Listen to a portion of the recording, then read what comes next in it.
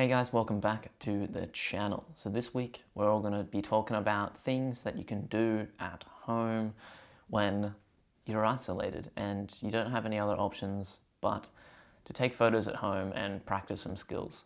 The reason that I'm excited about this episode is because I think that photography sometimes can seem so big, so broad, so large, and putting some restrictions and putting some confines on the work or the photos that you are about to make is a really, really interesting way to challenge yourself to make better photos. Maybe not even better photos, but to experiment and try something different is so good. Now, I'm excited to show you a few of these little tricks that I have. There's 3 different things that we're going to do today. All 3 of these things are to do with lighting and how to create some kind of interesting lighting source with household objects. So using things that you already have around the house to make more interesting light to shoot still lifes, portraits, or self-portraits. I presume that everybody has these 3 objects in their own life. Some of them are going to be a little bit more intricate to do, but I will film my process of creating all 3 of these different light sources and then talk you through all of them at the end. So the first of 3 lights are really simple. You're going to need a cardboard box, whether it's in good condition, whether it's in bad condition. You've got one sitting around from the last Amazon order you have or your birthday present from your mum, whatever it is, okay? Get yourself a cardboard box and some baking paper. The baking paper has to be white. None of this brown good stuff. You need white baking paper. The first thing that you're going to need is a cardboard box. Now this is essential in this first design of a light. Potentially, if you don't have a cardboard box, I don't really know how you're going to do this, but anything with a similar shape to a cardboard box that has an open top, you also are going to need some baking paper, like this stuff here. So now you can just watch me build one of these right now.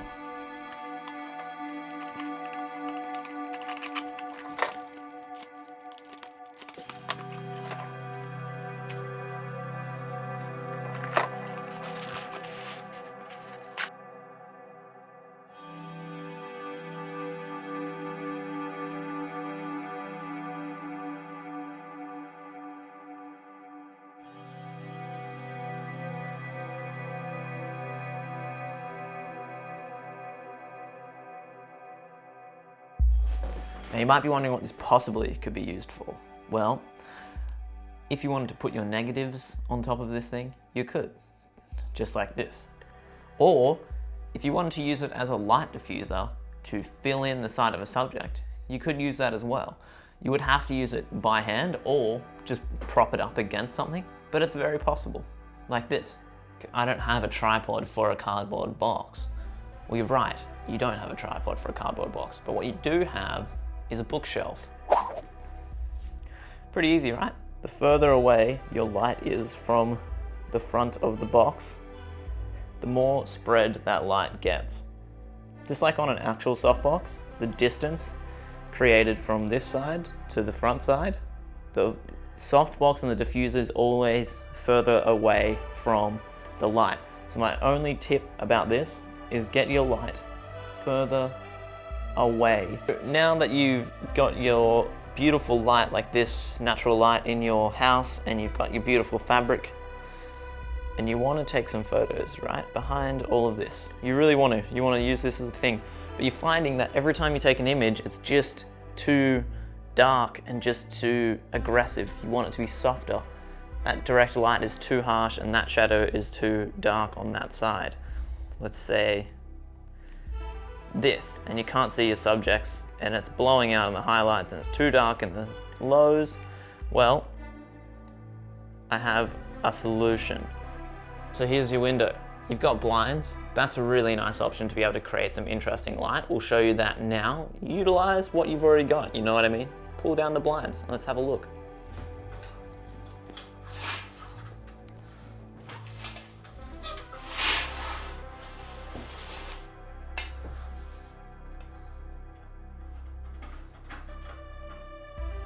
Now look at that. Isn't that that aesthetic effect that you all wanted to see? Yes, it is. Let's quickly grab a photo in it while it looks stunning. Now how's that for creative lighting?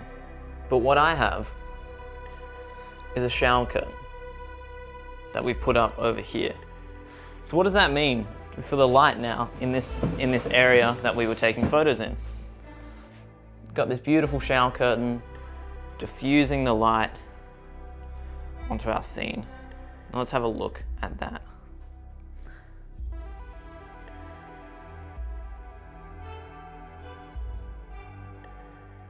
Look at this. Stunning. The side of my face is so well lit. This is like professional lighting kind of stuff. It's the kind of thing that you would definitely have to pay $500 to get a giant light and a giant softbox to do. But a shower curtain's $6. If you want to hook it up on something, buy a tiny little stand.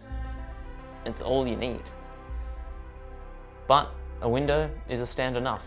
And the thing is that instead of paying $500 for your whole lighting setup, why don't you just use the 2 hours of free light that you get every day?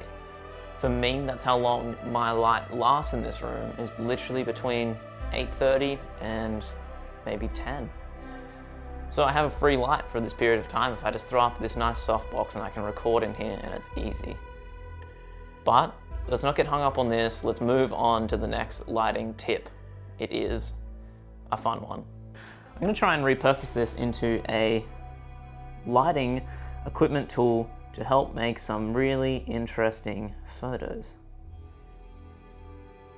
Now, you're probably wondering, what can we do with a lamp and a lampshade? Especially if it's warm light. Well, there's a few interesting things that we can try and create here. And I'm just going to quickly show you something interesting to try for yourself. You're going to need some alfoil. You know, that baking stuff. That metally, crinkly stuff. Yeah, we've seen it in so many different photography tutorials, but it's coming out.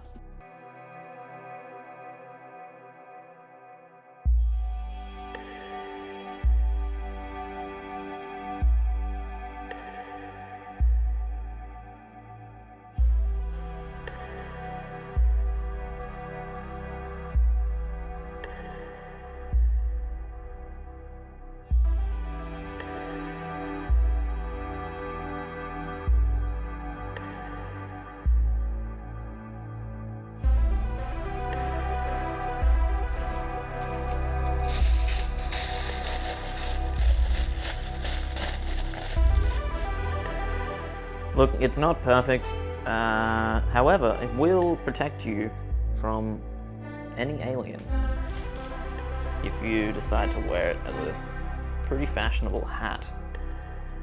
So basically what I've done here is gone and got a bike light and just popped it in the center of it. Now you can place this under a subject for a photo shoot and get a little bit of a red glow across them, or you could simply put it behind a setup and look like a professional streamer. Now simply with that red little globe, we can get a really cool effect behind a screen, behind a laptop. It's all hidden. But if you wanted to do like a streaming setup or make this your studio, you can create these little flares of light using bike lights or any other colored light inside one of those little tiny reflected dishes. But more than that, it doesn't actually spread the light, but it funnels the light, so then it's not too much all over the room.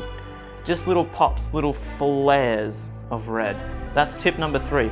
Little reflector dish for a light. They're my 3 lighting tips with 3 different household objects and how you can create some interesting pops of light using the natural light that you have, but also the few household objects and the few things around you. I haven't shown any examples of any of these photos, but I tried to show them in the video.